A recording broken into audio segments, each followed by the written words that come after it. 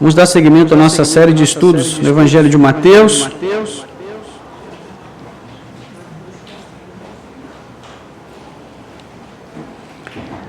Então, seguimos ainda com a nossa lição número 7. Hoje nós vamos concluir a lição, como nós explicamos semana passada, com uma lição muito longa, muitos assuntos importantes.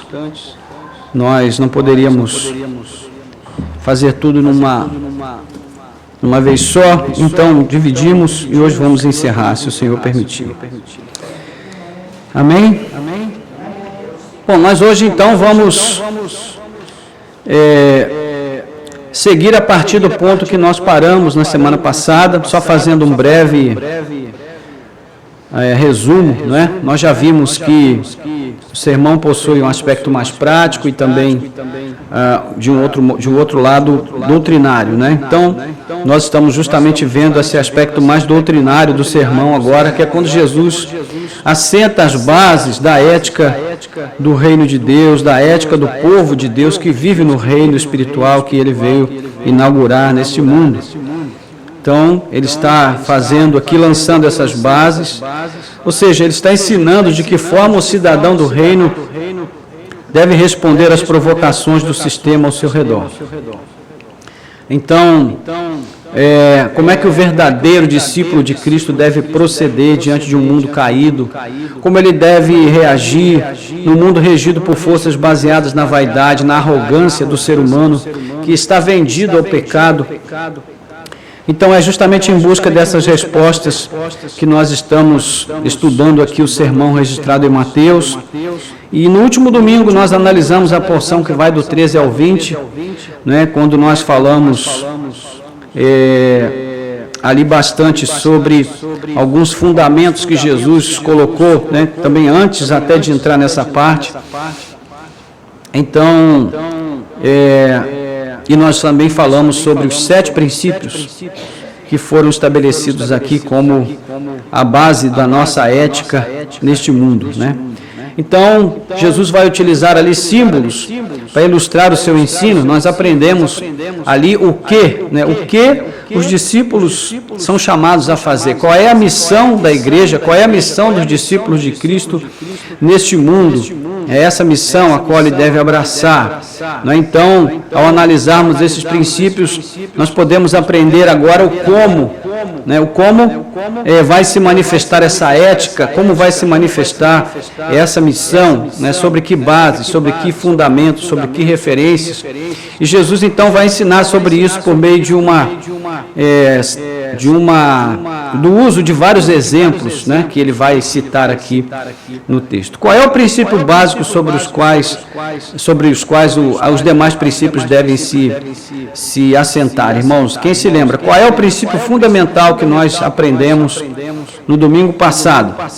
Vamos lá, um de cada vez, hein?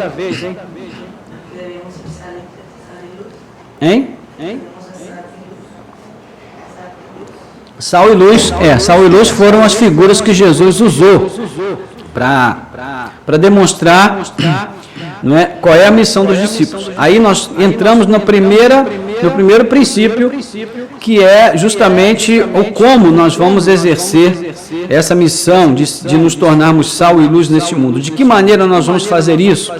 Então, ele também fala sobre a questão da justiça, não é?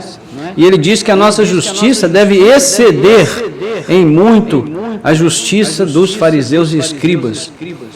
Então, agora ele vai explicar como é que nós vamos conseguir viver de tal maneira que a nossa justiça exceda, que vá além da justiça praticada pelos escribas e os fariseus. Então, o princípio que nós aprendemos foi viver pela justiça do reino de Deus, né? Então, essa é a justiça do crente. A justiça do crente é a justiça do reino de Deus. O que é justo na concepção da Bíblia é justo também na nossa concepção. E o contrário também vale, né? Então, quando Jesus vai falar àqueles que são seus seguidores, seus discípulos, ele afirma que eles deveriam ser um espelho para esse mundo perdido. né? Então, nesse grupo de seguidores, nessa igreja, nesse povo de Deus, é que esse mundo perdido deveria buscar a sua referência, né? E a referência que nós passamos é a mesma que nós recebemos, a justiça do reino de Deus.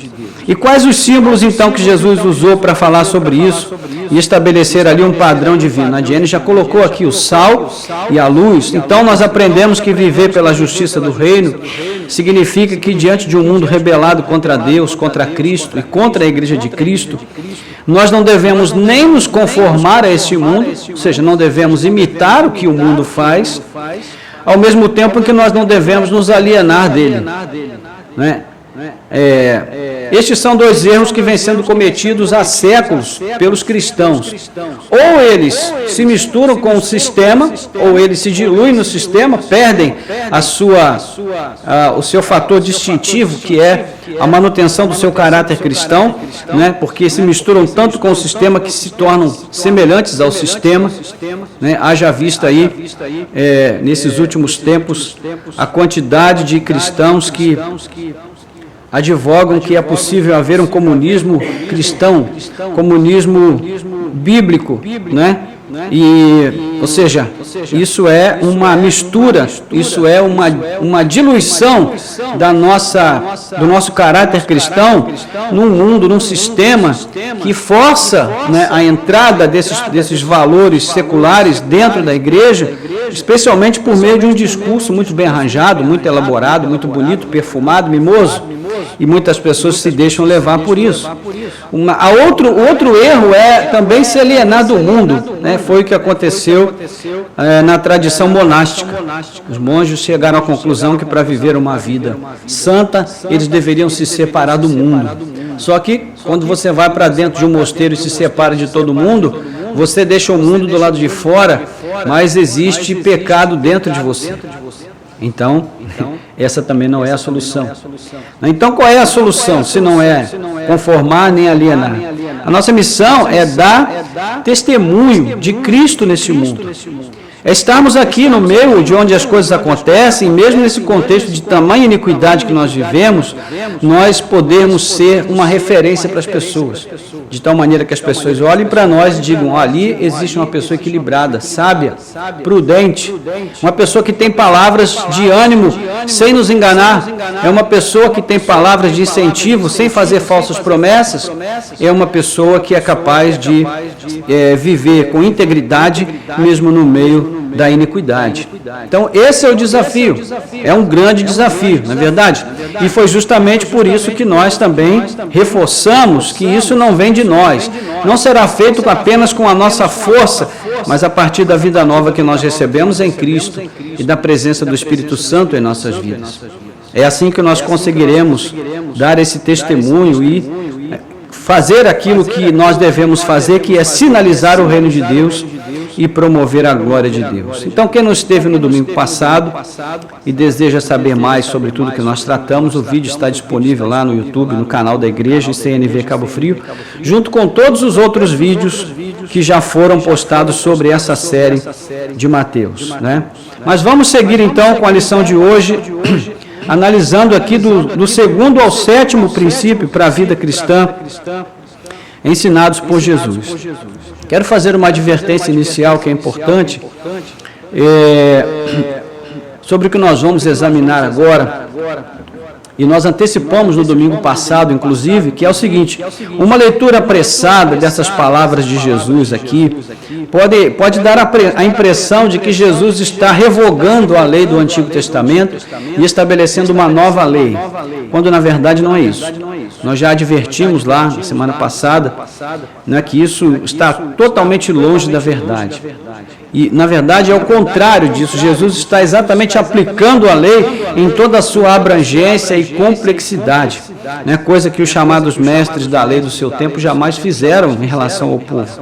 Então, na verdade, basicamente tudo que Jesus diz aqui nesses 7 princípios é dito contra um pano de fundo. Que pano de fundo é esse? Uma religião legalista dos fariseus e escribas e a maneira como eles interpretavam a lei e aplicavam a lei e tornavam a lei ineficaz ou praticamente inválida nesse sentido. Não é então que Jesus chama aqui de toda justiça, conforme ele vai explicar em Mateus 3,15, é justamente a observação do sentido real daquilo que Deus nos ensina na lei. Então, falamos inclusive que Jesus mostra que a lei não deixou de vigorar, ela continua. Embora as leis cerimoniais tenham sido abolidas em Cristo, embora muito do aspecto das leis do passado não se apliquem mais à igreja hoje, justamente por causa da suficiência de Cristo, não é? No aspecto da lei moral, nós ainda continuamos sendo sujeitos à lei de Deus, ok? Então, Jesus está falando aqui sobre a verdadeira lei contra a falsa lei, né, que foi forjada na tradição dos anciãos, que vai servir de moldura para a mensagem aqui do Sermão do Monte. Então, enquanto nós estivermos examinando o texto, tenha em mente essa dinâmica. Aqui nós estamos vendo o confronto da falsa lei, né, contra a verdadeira lei que Jesus vem trazer através da sua palavra, ok? Então vamos aí ao texto de Mateus capítulo 5, versículo 21, nós vamos ler em princípio do 21 até o 26, e depois eu peço que você mantenha a sua Bíblia aberta, e à medida que a gente for expondo o texto, nós vamos fazendo a leitura do restante do texto, tá bom? Então diz assim: vocês ouviram o que foi dito aos antigos, não mate. Eu, porém, lhes digo que todo aquele que se irá contra o seu irmão estará sujeito a julgamento, e quem insultar o seu irmão estará sujeito ao tribunal, a julgamento do tribunal. E quem o chamar de tolo estará sujeito ao inferno de fogo. Portanto, se você estiver trazendo a sua oferta ao altar, e lá se lembrar que o seu irmão tem alguma coisa contra você, deixe diante do altar a sua oferta e vá primeiro reconciliar-se com o seu irmão. Então volte e faça a sua oferta. Entre em acordo sem demora com o seu adversário, enquanto você está com ele a caminho, para que o adversário não entregue você ao juiz, o juiz entregue você ao oficial de justiça e você seja jogado na prisão. Em verdade lhe digo que você não sairá dali enquanto não pagar o último centavo. Amém. Vamos orar. Nosso Deus e Pai, graças te damos pela tua palavra. Obrigado porque ela é viva, é poderosa, é eficaz. Ela pode penetrar o mais profundo da nossa alma e discernir ali os intentos do nosso coração, trazendo à luz tudo que está escondido, Senhor, e mostrando também o que devemos fazer e como devemos viver, para que a nossa vida seja muito mais semelhante à vida de Cristo do que a vida vivida neste mundo comum pelas pessoas que estão longe do Senhor. Então ajuda-nos a recebermos nesta manhã a instrução da Tua Palavra e guardá-la no coração, de tal maneira que nós sejamos dirigidos, guiados, conduzidos a uma ética cristã que possa ser sal e luz para este mundo. Nós te pedimos, com gratidão e louvor, em nome de Jesus. Amém. Amém. Bom, então aqui Jesus está começando a demonstrar o que ele quis dizer com o que está escrito no versículo 20, né? O versículo 20, se você olhar aí, você vai ver porque eu afirmo que se a justiça de vocês não excederem muito a dos escribas e fariseus, jamais entrarão no reino de Deus. O que isso quer dizer? Então Jesus agora vai explicar na prática o que isso quer dizer. O que significa exceder a justiça dos escribas e fariseus? Então nós vamos entender isso com esses 6 princípios restantes, porque Jesus vai dar aqui uma prévia, né, do que vai ser depois desdobrado ali nas escrituras das cartas paulinas de Pedro, Tiago, enfim, Hebreu, João, e eles vão então esmiuçar esses princípios que Jesus estabelece aqui no texto de Mateus, né? Esses princípios vão confrontar a justiça do reino que Cristo veio inaugurar, aliás, elas vão servir como confronto, né, entre a justiça que Cristo trouxe com o seu reino inaugurado e a chamada justiça dos fariseus. Então, o segundo princípio, né, que nós vamos ver hoje é o seguinte: jamais abrigar ódio no coração. Jamais abrigar o ódio no coração. Será que Jesus está aqui desmerecendo o que foi dito por Moisés lá no Pentateuco, nos 5 primeiros livros da Bíblia, quando ele diz: olha, vocês viram o que foi escrito lá no passado, que foi dito, eu, porém, vos digo? Nós sabemos que não, já falamos sobre isso, né? Até porque ele havia acabado de ratificar a validade e a vigência da lei. Ele havia dito: olha, nenhum tio da lei vai cair, nada cai da lei sem se cumprir. Então, é importante que a gente entenda isso. E eu vou abrir aqui um pequeno parênteses para explicar bem direitinho qual é o significado do que Jesus está fazendo aqui. Jesus está combatendo uma religião de estereótipos, né, dos fariseus e dos escribas. O que é um estereótipo? Vou explicar. Nesse caso específico, o estereótipo quer dizer um conjunto de crenças baseadas numa ideia comum e errônea, né, sobre o verdadeiro significado da lei. Então você tem um entendimento errado a respeito da lei de Deus e você cria um sistema baseado naquela interpretação errada da lei e obriga as pessoas a viverem dentro daquele sistema. Então, assim, quem vive dentro daquele sistema está fazendo a vontade de Deus, entre aspas, está agradando a Deus, entre aspas. Mas o que Jesus vem mostrar é justamente o contrário, não é? Então, trocando em miúdos, isso quer dizer que os escribas e fariseus haviam criado, né, uma espécie de fachada religiosa e, aparentemente, ela era muito rigorosa. E a exigência que eles faziam ao povo era muito rigorosa, né, no cumprimento de certos rituais, e como se esse misticismo vazio fosse uma expressão verdadeira da obediência à lei de Deus. Então eles impõem esse jugo ao povo. É por isso que Jesus, né, quando chega lá no capítulo 11, ele vai fazer o convite: vinde a mim, todos vós que estáis cansados e sobrecarregados, e eu vos aliviarei. Tomai sobre vós o meu jugo e aprendei de mim, que sou manso e humilde de coração, e encontrareis descanso para as vossas almas, porque o meu jugo é suave e o meu fardo é leve. E ele estava falando isso em relação ao quê? Ao jugo da lei, que os fariseus colocavam sobre os ombros das pessoas. Nós vamos ver depois, lá no capítulo 23 de Mateus, que eles mesmos não carregavam esse jugo, mas eles queriam obrigar o povo a carregar, né? Você pode ter certeza em relação a qualquer legalista. Qualquer legalista, ele mesmo não cumpre o que ele exige das pessoas. Por isso ele é um legalista. Porque ele procura, através do legalismo, se justificar e se sentir parte daquilo que ele considera ser o certo, mas ele não consegue cumprir. Então ele exige dos outros. Entende? Essa é uma das características de um legalista. Então, no fundo, a justiça, né, entre aspas, desses líderes do povo não era real. Não é porque ela se baseava na observância que era apenas muito rasa, não é muito formal e exterior da lei, e por isso Jesus vai criticá-los e também vai criticar os seus símbolos. E para a gente entender bem esse ponto, vamos agora ao texto que a gente citou aqui, Mateus 23. Avance um pouquinho aí.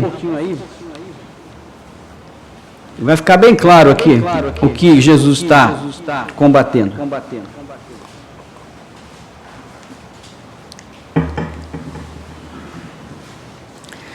Veja o que Jesus diz do verso 1 ao 7. Vou ler pausadamente para a gente entender bem. Então Jesus falou às multidões e aos seus discípulos: na cadeira de Moisés se assentam os escribas e os fariseus. Portanto, façam e observem tudo o que eles disserem a vocês, mas não os imitem em suas obras, porque dizem e não fazem. Atam fardos pesados, difíceis de carregar, e os põem sobre os ombros dos outros, mas eles mesmos nem com o dedo querem movê-los. Olha só, está sentindo o cheiro de hipocrisia no ar? Praticam todas as suas obras a fim de serem vistos pelos outros. pois alargam os seus filactérios e alongam as franjas de suas capas. Gostam do primeiro lugar nos banquetes e das primeiras cadeiras nas sinagogas, das saudações nas praças e de serem chamados de mestre. Olha só. Percebe? Está muito claro, não está? Mais claro do que isso, impossível, né? Então, veja, guarde aí, deixa marcado aí o Mateus 23, que nós vamos voltar aí daqui a pouco. Esse capítulo vai nos ajudar a entender o que exatamente Jesus está confrontando aqui no Sermão do Monte. Ele está denunciando e, ao mesmo tempo, ele está condenando essa ostentação religiosa que tinha como finalidade o quê? Apenas enganar as pessoas e receber delas o louvor, não é? Então, observe que tudo que Jesus condena aqui tem a ver com notoriedade, com fama, com reconhecimento público. Então, veja você que esse desejo por notoriedade, por reconhecimento público, esse desejo de se tornar uma celebridade, é uma coisa muito antiga. Na verdade, vem desde Babel, não é? E esse era também um sentimento que enchia o coração daqueles líderes religiosos. Eles queriam reconhecimento das pessoas. Entende? Quando se lembram aqui da época que a identificação do crente era, né, uma Bíblia aqui embaixo do braço e terno e gravata, mesmo no sol muito quente, né? Ou então as irmãs com aqueles vestidos compridos, fechados até o pescoço, uma roupa também fechada até o punho. Isso já foi uma marca registrada do evangélico no Brasil, né? E as pessoas que não se vestiam daquele jeito, que não tinham o cabelo cortado no comprimento certo, que não usavam o terno e gravata, que não fechavam a camisa até o punho, essas pessoas estavam fora. Isso é um estereótipo. É um modelo criado pela mente humana, uma ideia pré-concebida, que aparentemente transmite o quê? Santidade, dedicação a Deus, piedade, né? Mas, se nós formos procurar realmente a validade de tudo isso, a legitimidade de tudo isso, é possível que a gente se frustre. Então, o que são os filactérios que são citados aí? São caixinhas contendo pequenas porções da lei escritas em pedacinhos de papel, né, que eram presas às tiras de couro na testa e também no braço das pessoas. Mas os mestres da lei, eles usavam filactérios ainda mais largos, para chamar ainda mais atenção das pessoas, para demonstrar maior piedade. Não é? Da mesma forma, as franjas, que eram cordões trançados e amarrados lá na borda da sua roupa, que eram os vestidões compridos, e da mesma forma, os mestres da lei usavam tranças mais longas para impressionar as pessoas com o seu suposto zelo pela lei. Então as pessoas olhavam e viam assim, né, na testa de um aquele filactériozinho pequeno, e olhava na testa de um mestre da lei aquele mais largo, e dizia: ele é muito mais espiritual. Né? Então essas coisas parecem até engraçadas para a gente hoje, né? Mas isso tinha um peso enorme na consideração do povo. E eu pergunto para os irmãos: isso mudou, irmãos, em relação aos dias de hoje? Não. Hoje a gente não usa filactérios, hoje a gente não usa franjas longas, mas a gente usa outros meios para chamar a atenção para nós, para receber das pessoas o louvor. Não é? Mas, como diria o meu falecido pai, quem viaja é que sabe, né? Ou seja, quem conhece a pessoa, quem vive com a pessoa no dia a dia, é que realmente vai poder dizer se ela é uma pessoa de Deus ou não é, se ela é santa ou não é. Então, de acordo com a tradição religiosa da época, esses símbolos serviam para lembrar o usuário de ser fiel a Deus. Isso é uma coisa ruim? Não, até uma coisa boa. Mas com o tempo, eles acabaram se tornando uma espécie de rótulo de zelo religioso. Ou seja, quem tem o símbolo é zeloso por Deus, quem não tem o símbolo não é. Então, muitos dos israelitas que usavam isso, incluindo, sobretudo, os mestres da lei, eram vistos pelo povo como pessoas muito piedosas, retas, íntegras perante Deus. E esse é, portanto, um exemplo dos estereótipos criados, né, pelos mestres da lei para transmitir aquilo que Paulo chama em Timóteo de aparência de piedade, lá no capítulo 3 da segunda carta. Aparência de piedade, não é? E ele falava sobre as pessoas que tinham aparência de piedade, mas negavam a sua eficácia. Ou seja, elas pareciam piedosas, mas elas realmente não viviam como pessoas piedosas. Isso é tão sutil que se torna difícil até de explicar, não é? Mas Jesus nos deu material suficiente para a gente entender com clareza qual é o significado da verdadeira piedade e da falsa, os sinais da verdadeira piedade e da falsa piedade. Então a questão aqui está centrada onde? No coração, no íntimo. Né? Para Deus, o verdadeiro culto não está no rito, não está na liturgia, o verdadeiro culto está no coração, em primeiro lugar. Então, de novo, o capítulo 23 vai nos ajudar a entender isso, né? Volte lá comigo, por favor, agora nos versos 23 a 25, que diz assim: ai de vocês, escribas e fariseus, hipócritas, porque vocês dão o dízimo da hortelã, do endro e do cominho e desprezam os preceitos mais importantes da lei, que são o quê? A justiça, a misericórdia e a fé. Mas vocês deviam fazer estas coisas sem omitir aquelas. Guias cegos coam um mosquito, mas engolem o camelo. Jesus tinha um senso de humor muito bom, né? Ai de vocês, escribas e fariseus hipócritas, porque vocês limpam o exterior do copo e do prato, mas estes por dentro estão cheios de roubo e de glutonaria. Fariseu cego, limpe primeiro o interior do copo, para que também o seu exterior fique limpo. Ai de vocês, escribas e fariseus hipócritas, porque vocês são semelhantes aos sepulcros pintados de branco, que por fora se mostram belos, mas interiormente estão cheios de ossos de mortos e de toda a podridão. Assim também vocês, por fora, parecem justos aos olhos dos outros, mas por dentro estão cheios de hipocrisia e de maldade. Irmãos, se fechasse a Bíblia aqui agora e a gente fosse embora para casa, nós já teríamos entendido o que Jesus quer dizer, né? Então, guardemos no coração essas advertências de Jesus, que também servem para nós, não é? Lucas também ajuda, lá no capítulo 16, versículo 15, a explicar, né, como Jesus classifica todo esse formalismo religioso.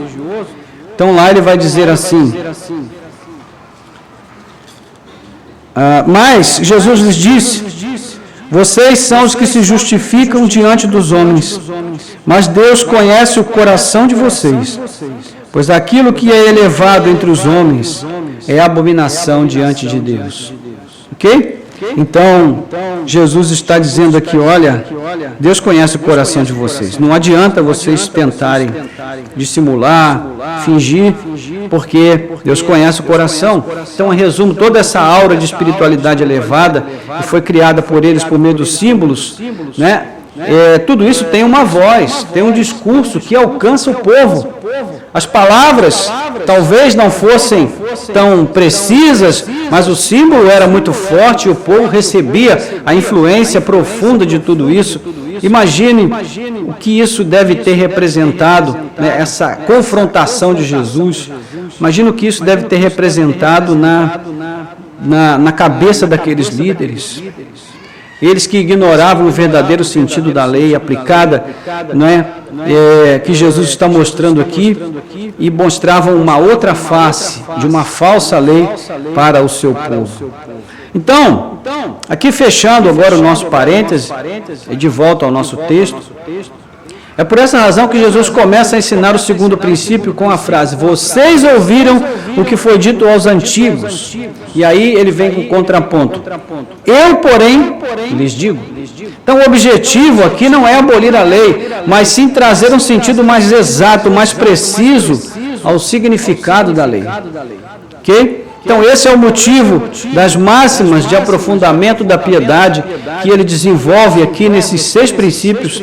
E a primeira máxima é preciso amar. Versículos 21 a 26. É preciso amar. Isso aqui é até frase de música, né? Conhecida, tal, mas é muito mais do que música, irmãos. Isso daqui é um princípio que determina basicamente todas as coisas. Se você parar para pensar um pouquinho, você guardar isso, né, até o final, você vai perceber que Jesus começa falando de amor e termina falando de amor, quando ele quer aplicar esses fundamentos para a ética cristã no mundo. Então, ele começa com o mandamento: não matarás. Não matarás. No entanto, para Jesus, não matar não é suficiente. É preciso não ter o desejo de matar. Não é? Então ele diz aí, vocês ouviram o que foi dito aos antigos: não mate. E ainda, quem matar estará sujeito a julgamento. Eu, porém, lhes digo que todo aquele que se irá contra o seu irmão estará sujeito a julgamento. Quem insultar o seu irmão estará sujeito a julgamento do tribunal. E quem o chamar de tolo estará sujeito ao inferno de fogo. Palavras duras, não é? Palavras duras. Então ele está instruindo aqui: não matarás? Sim, mas não matar não é suficiente. É preciso ter o desejo de não matar, ou não ter o desejo de matar. É disso que fala aí o 6º mandamento, e é interessante a maneira como Jesus ilustra esse ensino, né, com situações do cotidiano. E ele utiliza aqui uma linguagem jurídica, ele expõe a situação e determina a penalidade em caso de fracasso na aplicação da justiça do reino de Deus. Então, a penalidade começa com a possibilidade do julgamento, avança para a formalização do julgamento e segue na condenação e termina com a aplicação da pena máxima, que para Jesus não é a morte, mas é o lançamento da alma no inferno. Então, acompanhe comigo aqui, né? Esse raciocínio. O simples fato de abrigar a ira contra alguém no coração já será reprovável perante Deus. Então, aquele que abrigou a ira estará sob risco de julgamento. Não é? Veja que isso é uma coisa muito séria, irmãos. O simples fato da gente abrigar a ira no coração, Jesus diz que já estamos sob risco de julgamento. Depois, quem transformar a ira em ação danosa contra o seu irmão, ou seja, quem insultá-lo, estará sujeito a ser levado ao tribunal. E por fim, quem agir para humilhar o seu irmão e chamá-lo de tolo, estará sob risco de ser lançado ao inferno de fogo. Então é claro que tudo isso está sendo processado lá no íntimo. Ainda não se tornou uma prática, uma realidade. Então é por isso que Jesus não está condenando, ele está simplesmente exortando, fazendo um alerta, dizendo: vigiem para que isso não aconteça com vocês. Então, para Cristo, o assassino, ele pode ser condenado como assassino, mesmo sem ter matado alguém literalmente. Se ele matar uma pessoa emocionalmente, para Cristo ele já é um assassino. Ele pode não ser preso, não ser condenado na justiça dos homens, mas diante de Cristo ele é um assassino. Percebe, irmãos, como isso daqui é complicado? Complicado, não é? É por isso que a gente precisa ter o benefício da confissão, uma das maiores manifestações da graça de Deus. Porque todos os dias a gente pode dobrar os joelhos e pedir perdão pelos rancores e mágoas que a gente guarda no coração. Sim.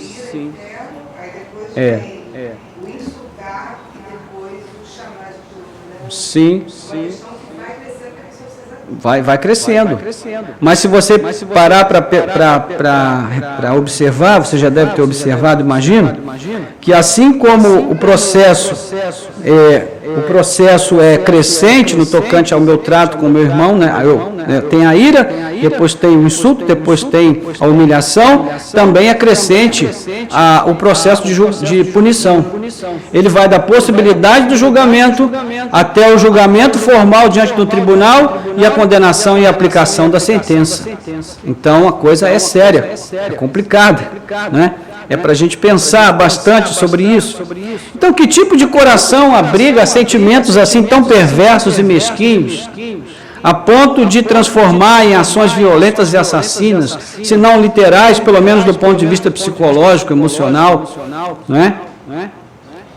Que tipo de coração abriga isso? Só aquele coração que ainda não foi transformado.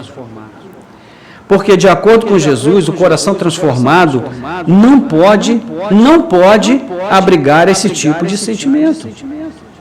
Os seus discípulos precisam examinar constantemente os seus corações, a fim de prevenir a alimentação do ódio, da mágoa, do ressentimento. Não é? E isso aqui, irmãos, não tem negócio aqui, não há negociação. Não há como a gente chegar para Cristo e dizer, poxa, Senhor, mas e nessa circunstância e naquela, Ele não está colocando nenhum atenuante aqui. Mas há um antídoto eficaz contra esse tipo de ameaça. E esse antídoto faz parte das bem-aventuranças. Que é o quê? Bem-aventurados os mansos, né? Como a gente aprendeu aqui. Bem-aventurados os pacificadores. E nós vamos ver aí, lá nos versos 23 a 26, ele vai explicar isso daí direitinho. Não é? Ele diz, olha, se você estiver trazendo a sua oferta ao altar, e se lembrar que o seu irmão tem alguma coisa contra você, deixe no altar a sua oferta, e primeiro reconcilie-se com o seu irmão, e então volte e faça a sua oferta. Por que Jesus está dizendo isso daqui, irmãos? Porque que antes de eu fazer a minha oferta, eu preciso me reconciliar com o meu irmão. Por quê? Por que ele está dizendo isso?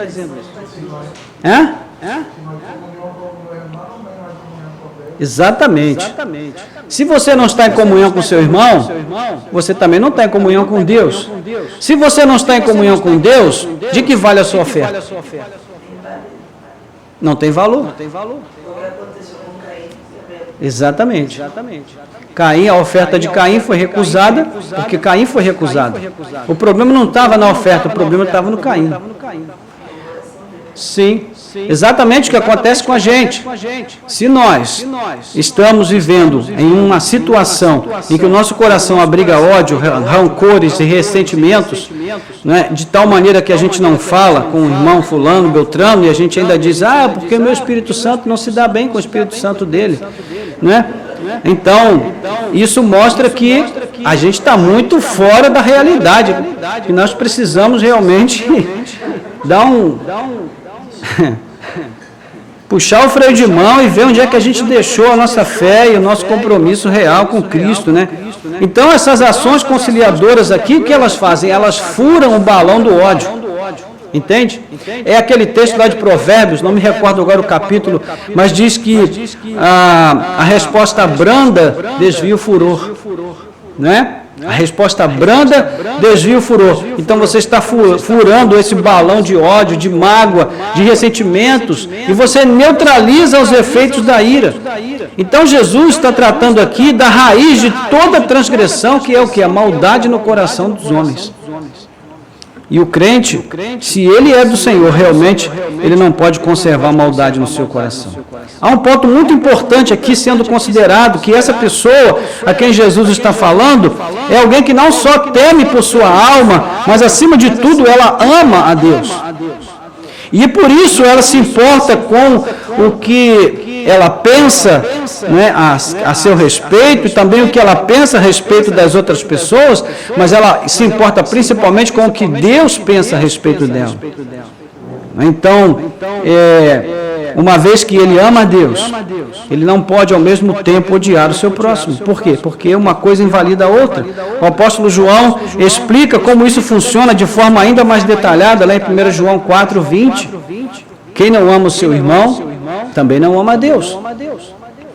Mas não era assim que os mestres da lei interpretavam o mandamento. Para eles, desde que uma pessoa não tirasse a vida da outra, ela não teria sobre si nenhum encargo de autoexame, né, sobre como tratar as pessoas de acordo com a vontade de Deus. Portanto, na sociedade deles, ali naqueles dias,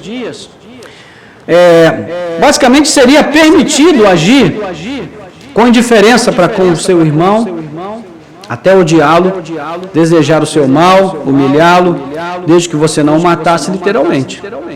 Então, se você não o matou fisicamente, não tirou a vida dele, está tudo bem, você pode odiá-lo, você pode continuar a viver guardando ira e ressentimento contra ele.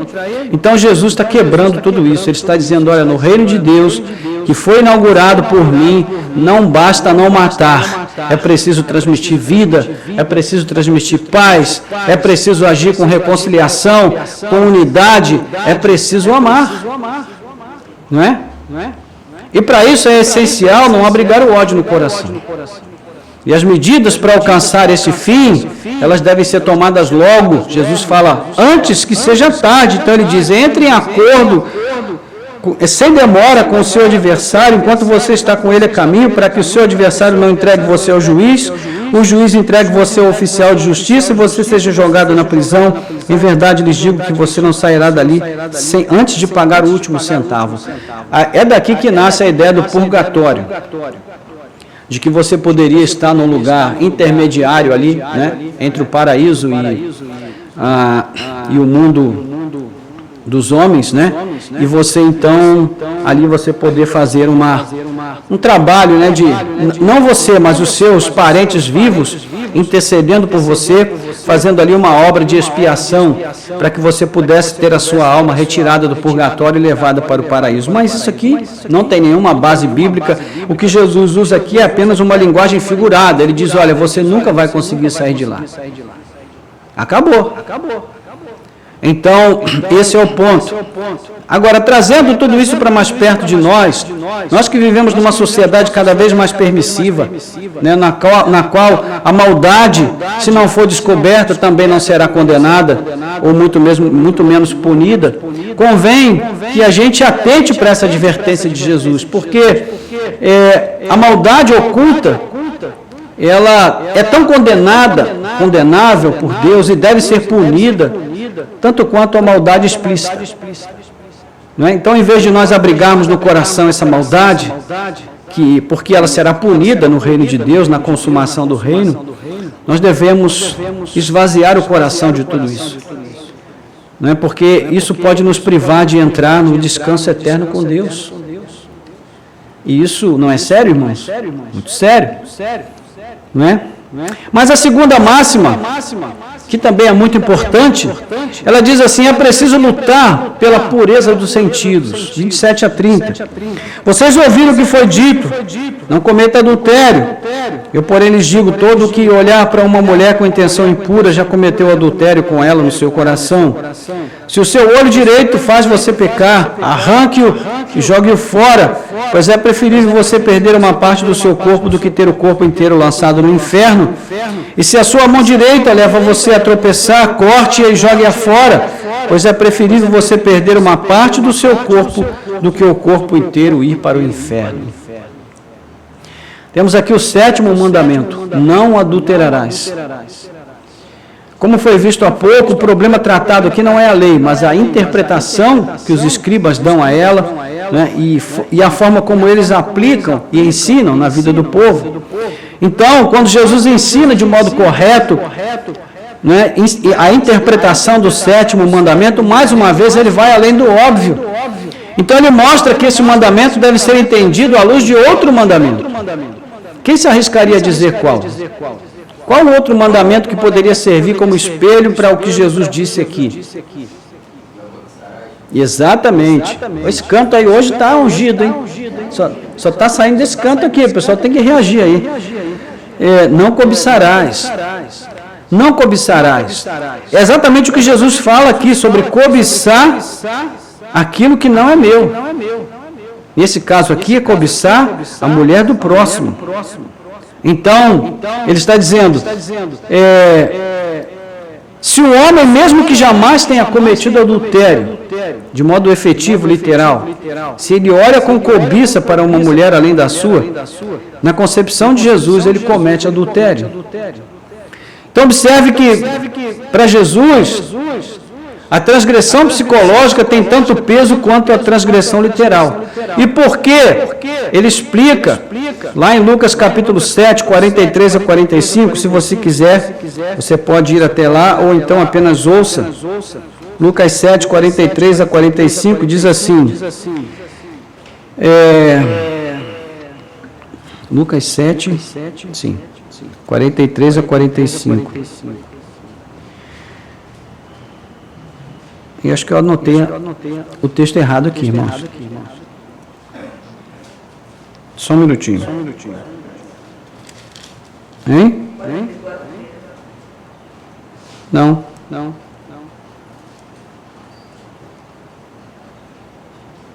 Não é esse texto não. Marcos, Mateus 15, 19. Mateus 15, 19.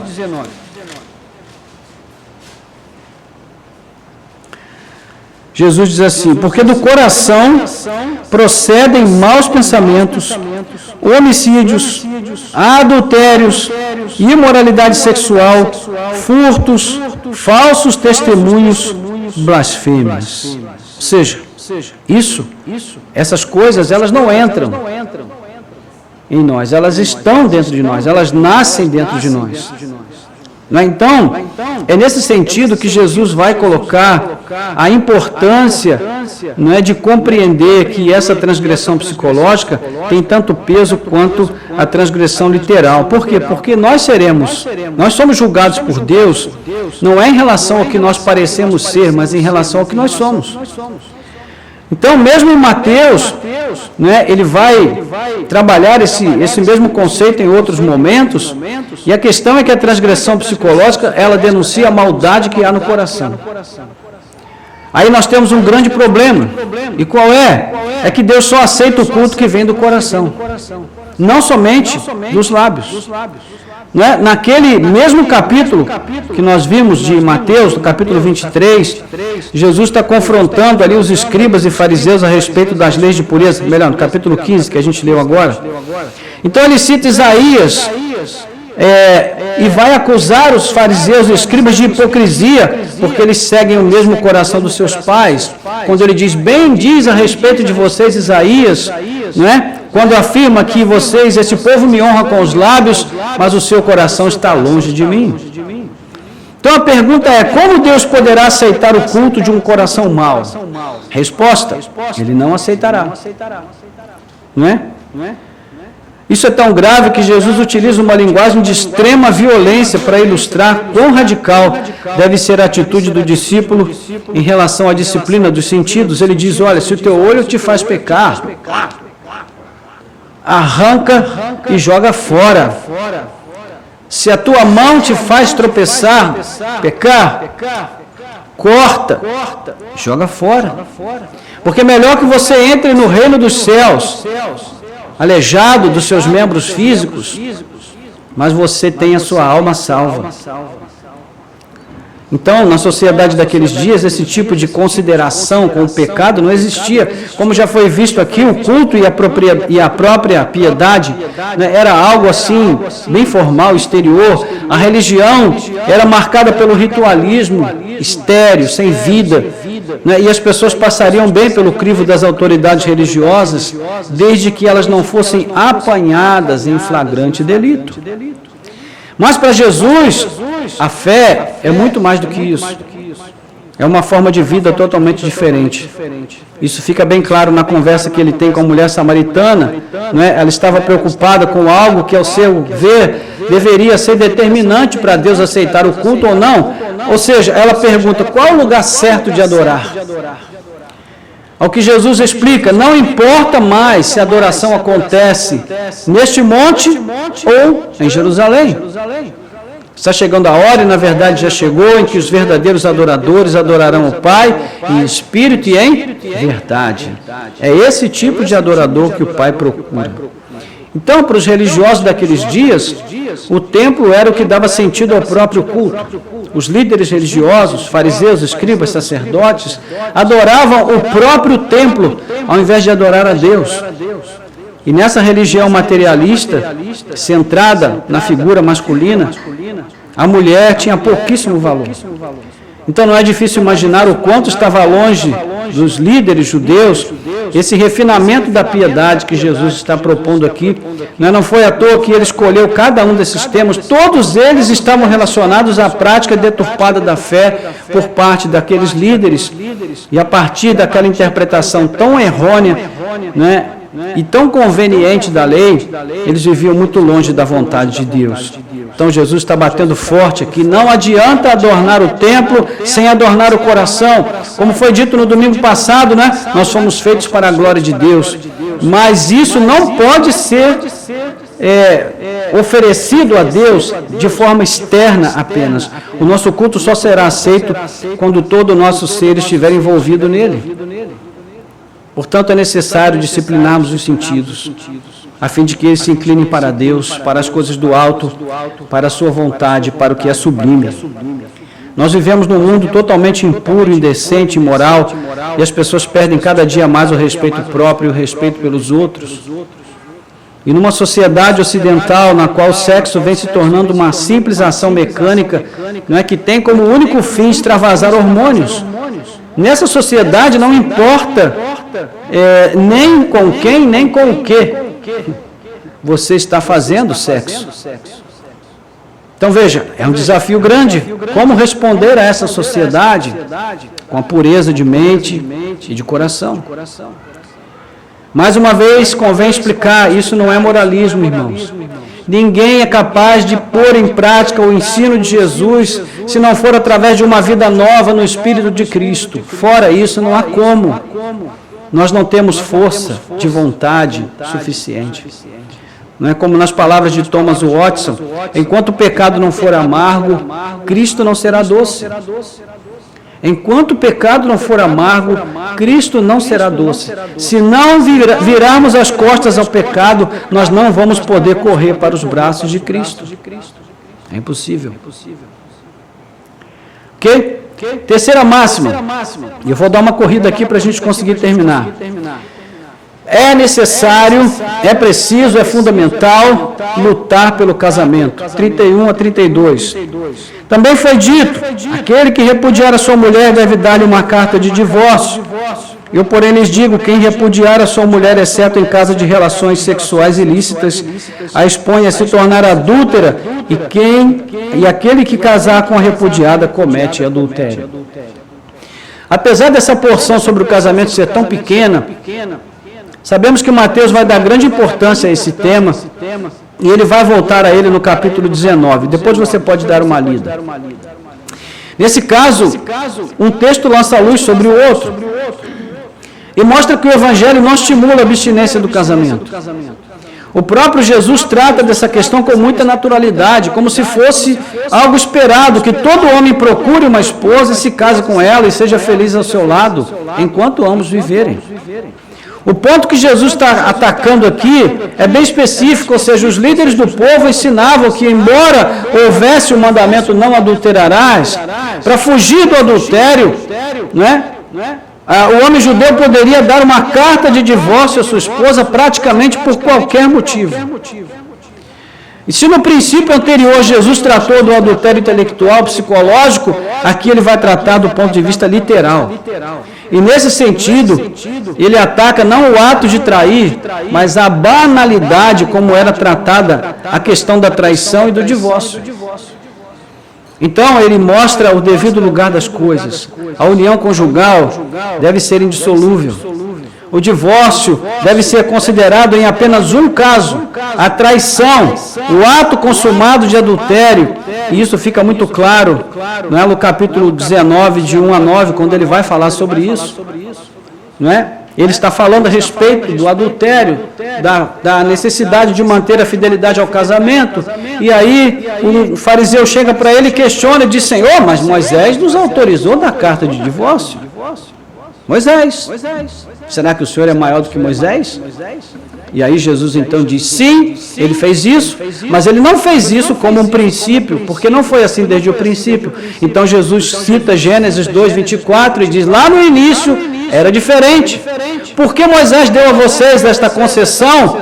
Por causa da dureza dos seus corações.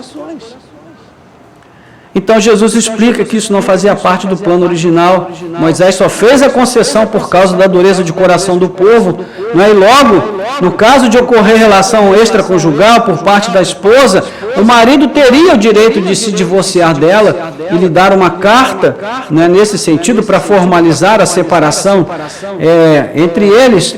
A questão é que, com o tempo, os israelitas passaram a fazer um uso abusivo dessa concessão.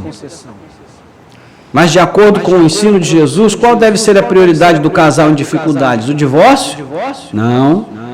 A prioridade deve ser lutar juntos pelo casamento. Essa deve ser a prioridade. Infelizmente, esse é um assunto que hoje já não é tratado com a mesma seriedade. Mas ele é muito sério e revela o quão perigosa é a vida humana neste mundo, do ponto de vista da salvação da alma ou da condenação de uma pessoa, porque, por um lado, se ela se casa, ela deve ser fiel ao seu cônjuge até a morte. Se o relacionamento for espinhoso, deve-se fazer todo esforço mútuo para salvar o casamento. E em caso de um divórcio, por qualquer motivo, senão aquele consentido por Jesus, uma nova união incidirá em adultério perante Deus. Difícil, né? Se você olhar lá no capítulo 19, você vai ver como os ouvintes reagiram a isso. A primeira coisa que os discípulos disseram para Jesus foi assim, então é melhor não casar. Prático, né? É prático, pensamento prático, né, irmão? É melhor então não casar, já que o rolo é todo esse aí, é melhor não casar então. Aí Jesus disse para eles, olha, tudo bem, mas viver solteiro não é para todos. Aí ele dá até o exemplo dos eunucos.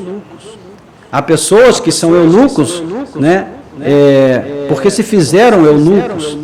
Alguns foram feitos eunucos, outros se fizeram eunucos psicologicamente, emocionalmente, ou seja, as pessoas tomaram essa decisão de nunca se unir a alguém, de permanecerem sozinhos, mas isso não é para todos, na verdade, isso é para poucos. O apóstolo Paulo vai também falar sobre isso em 1 Coríntios 7, onde ele diz que é melhor casado que viver abrasado. Ele diz, olha, eu decidi viver para Cristo, mas nem todo mundo pode fazer como eu. Então, o que dizer dos dias atuais, irmãos? Uma pesquisa da revista Cristianismo Hoje mostra que, em relação à década de 80, por exemplo, os jovens estão adiando cada vez mais o casamento. Muitos estão optando pela vida de solteiro indefinidamente, 24%. Ao mesmo tempo, a chance de se divorciarem aumentou 17%, e na prática, isso quer dizer que os casais têm 2 vezes mais chance de se divorciarem hoje em relação à década de 80. O índice de pessoas divorciadas na igreja tem crescido assustadoramente nesses últimos tempos. E como é que nós podemos responder a isso? Jesus ensina, através da conversão, da transformação da vida, do coração do homem e da mulher.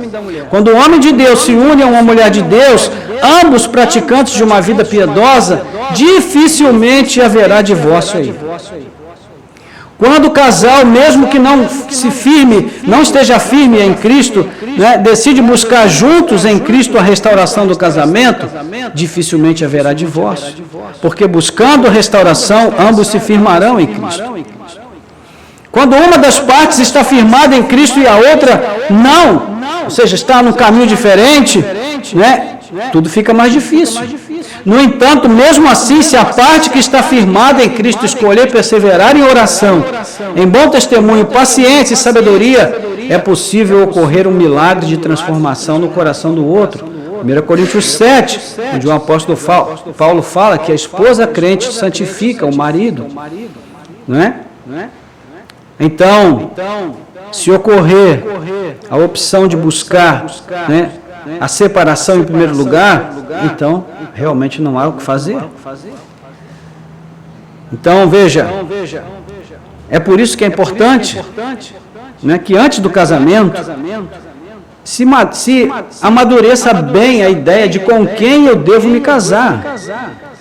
Porque, meus irmãos, depois do sim, depois da festividade, depois de tudo, o casal vai para debaixo do mesmo teto viver uma vida comum. Você imagine viver com uma pessoa, você sendo crente, amando a Cristo, né? Você viver com uma pessoa que não é de Jesus. Então, antes do casamento, né, é preciso que se pense a respeito disso. A opção de buscar uma outra pessoa que esteja igualmente no Senhor, porque isso, irmãos, economizaria muita frustração, muita tristeza e muito remorso.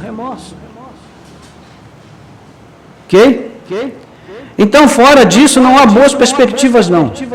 Porque o que mantém um casamento é a comunhão do casal em Cristo. É isso que equilibra a relação, é isso que preserva o amor, é isso que solidifica o vínculo de aliança que ambos contraíram no altar. Amém? Muito bem.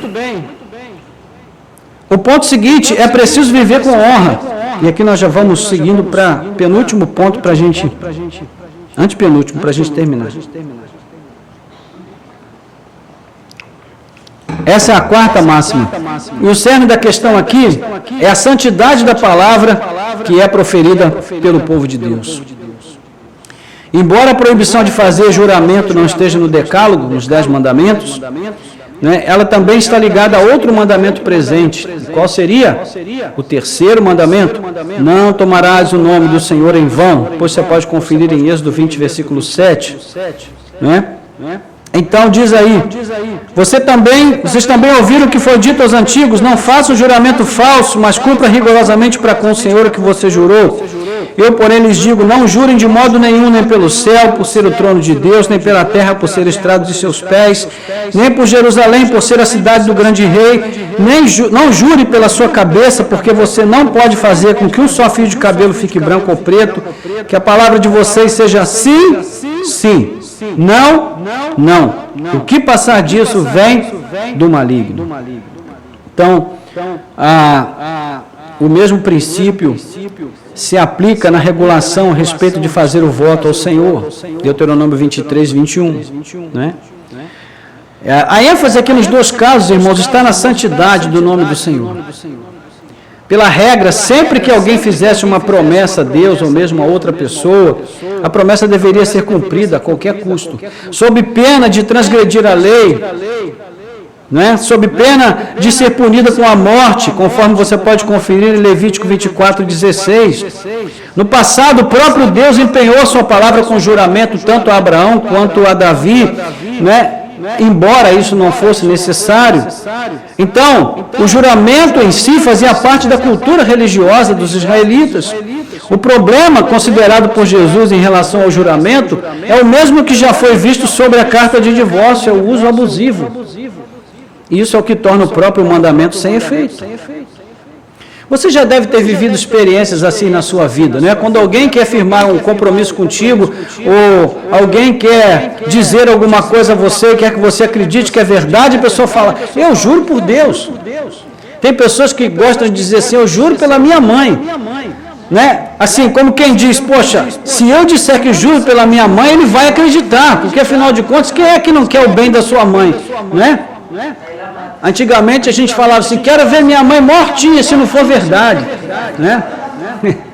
Meu Deus, quantas mães correram risco de perder as suas vidas nessa época, né?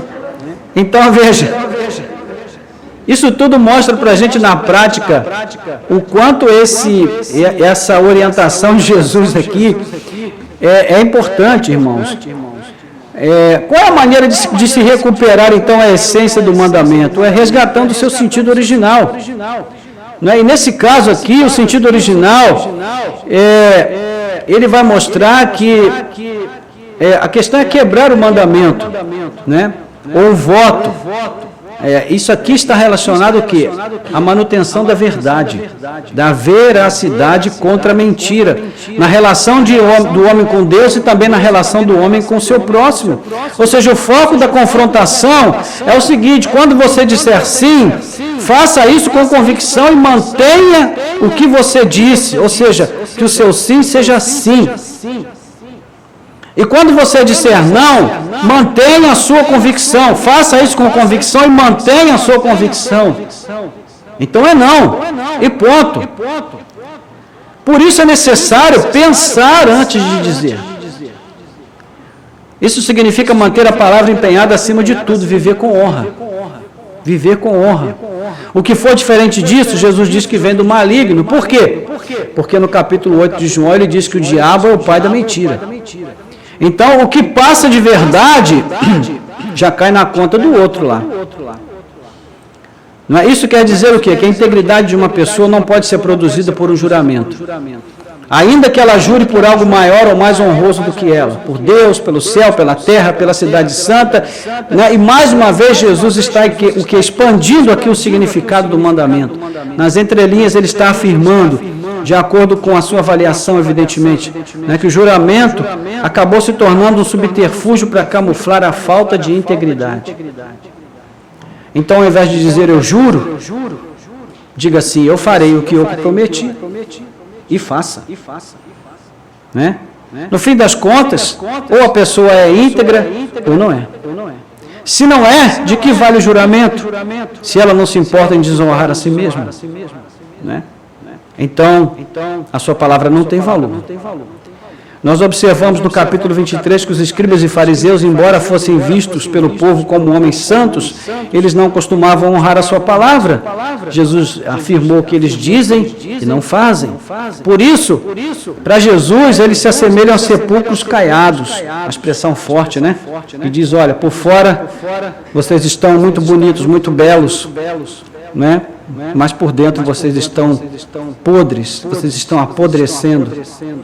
E a advertência é: não seja como eles. Então, ao olharmos para o nosso contexto hoje, nós nos deparamos com essa realidade tão triste, né?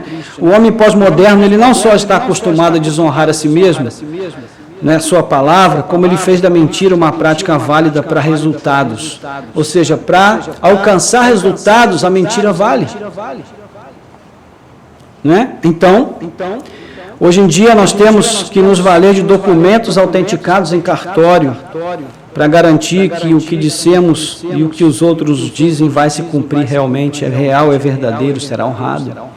As pessoas até brincam, dizendo: antigamente na roça um fio de cabelo do bigode valia como, né, autenticação de um negócio. Hoje você pode botar o bigode inteiro, a barba, os cabelos todos da cabeça, que não vai valer nada. De que forma a gente pode, então, confrontar este sistema de iniquidade vivendo com honra, irmãos? Pesando as nossas palavras, vivendo com temor, lembrando sempre que nós estamos diante de Deus. O que nós dizemos diante de Deus. Afinal, Jesus disse que nós daremos conta de cada palavra que nós proferirmos. Mateus 12:36. Olha aí, que coisa séria. Já pensou? Será que vale a pena falar abobrinha? A brincadeira saudável, né, irmãos? Não faz mal nenhum. Mas a gente precisa tomar muito cuidado com as nossas palavras. Nós chegamos então ao penúltimo ponto: é preciso ser misericordioso. E aí ele diz: vocês ouviram o que foi dito, olho por olho e dente por dente. Eu, porém, lhes digo: não resistam ao perverso. Se alguém lhe der um tapa na face direita, ofereça-lhe também a face esquerda. Se alguém quer processar você e tirar-lhe a túnica, deixe que leve também a capa. Se alguém obrigar você a andar 1 milha, vá com ele 2. Dê a quem lhe pede e não volte as costas ao que lhe pedir emprestado. Resumindo, seja misericordioso. A referência diz respeito às leis acessórias sobre a violência, né? Jesus está condenando aqui todo tipo de ação de vingança entre o seu povo. E para isso ele apresenta uma série de exemplos exagerados de circunstâncias aqui, que são imaginárias, hipotéticas, né? O que ele está fazendo é bem simples.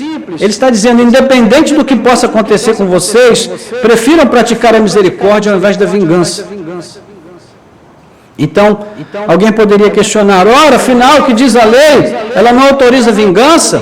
Será que autoriza? Não é? Êxodo 21, 22 a 27, nós vamos ver que existe sim uma lei que determina, né, que se uma pessoa provocar prejuízo a outra de alguma forma, esse prejuízo precisa ser ressarcido.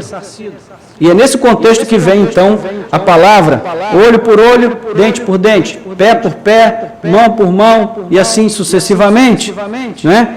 Animal por animal, tudo que você tirasse, você deveria restituir. Isso não tem nada a ver com vingança, isso daqui era uma orientação para os juízes do povo, para que eles pudessem julgar com justiça e também desencorajar a vingança pessoal. Ou seja, é justamente o contrário, não é? Não há concessão aqui à vingança pessoal, pelo contrário. Então, de novo, o problema na interpretação que os rabinos faziam da lei é que dificultava todo o processo. Observe que, mais uma vez, a conveniência acabava ditando a interpretação. Não é? É como alguém que está vivendo no pecado e vai para a Bíblia procurar um versículo que possa servir para justificar aquele pecado que ela está vivendo nele. Então, isso acabava redundando numa sociedade violenta, a começar pelos próprios líderes. Vejam mesmo o que eles fizeram com Jesus. Não é? Então, e nós, irmãos, que nós diremos à nossa sociedade hoje, como reagir a esse mundo tão violento no qual nós estamos vivendo? Como lidar com esse desafio tão grande que a Bíblia deixa para nós nessa perspectiva, não é? Então,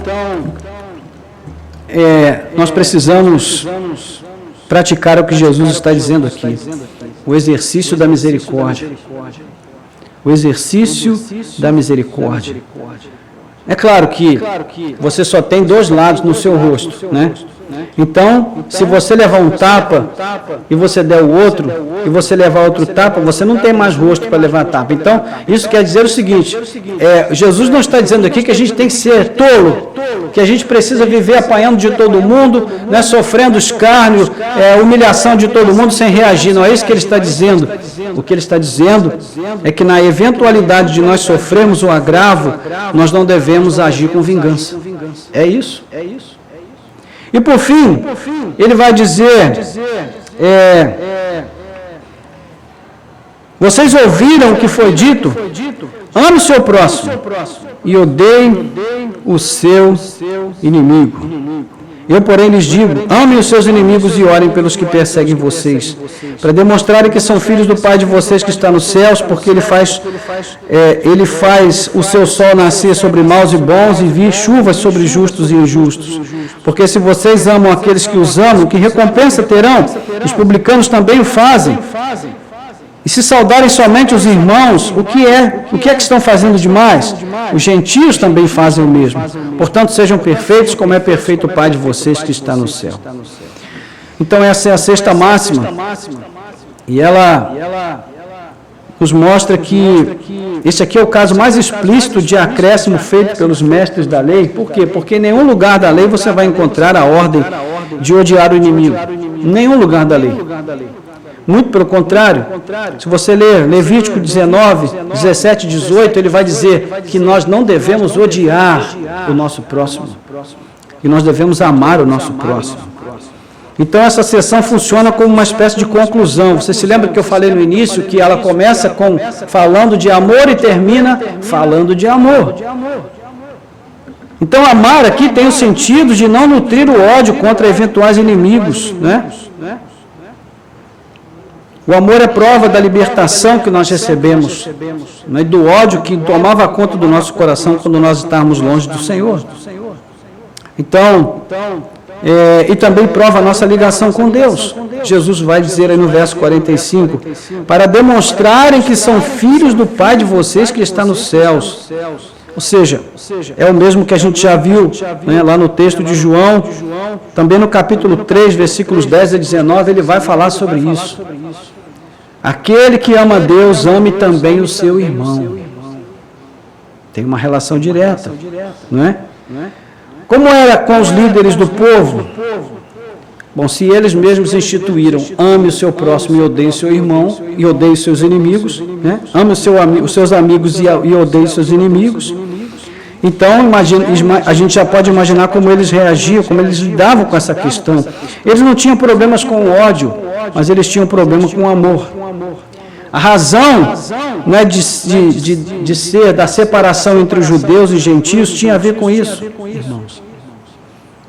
Então, a gente também se pergunta como é que a gente reage hoje a essas coisas, como é que a gente lida com isso, como é que a gente responde a essas provocações de um mundo tão marcado pelo ódio, pelo ressentimento, pela mágoa, pelo revanchismo, né, pela falta de amor na vida das pessoas e nos seus relacionamentos.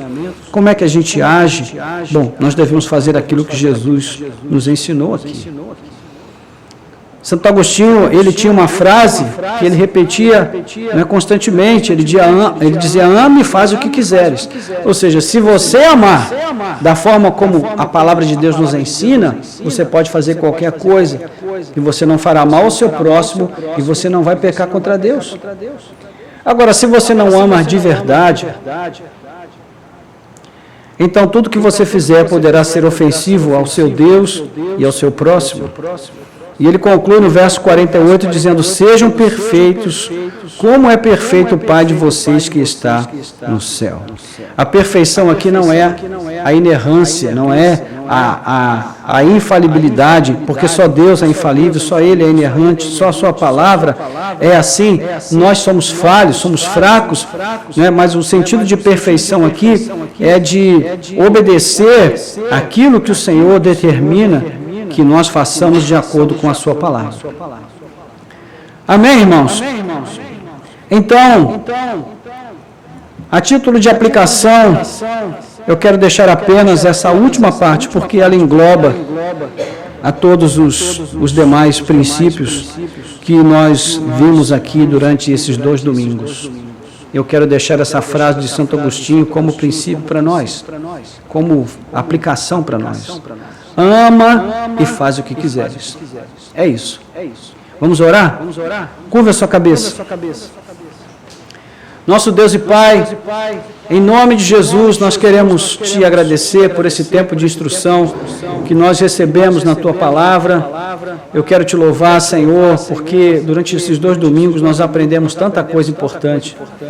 Não tivemos aqui o tempo necessário para esmiuçar todos as implicações do que nós aprendemos, mas pedimos que o Teu Espírito possa aplicar melhor em cada coração tudo aquilo que foi aprendido aqui.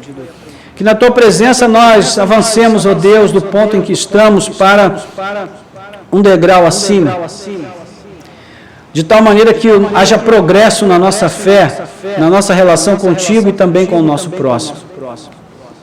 Ajuda-nos, Senhor, a colocar em prática cada um desses princípios que definem o que é a justiça do reino de Deus e que mostram como a nossa justiça excederá a justiça dos escribas e fariseus.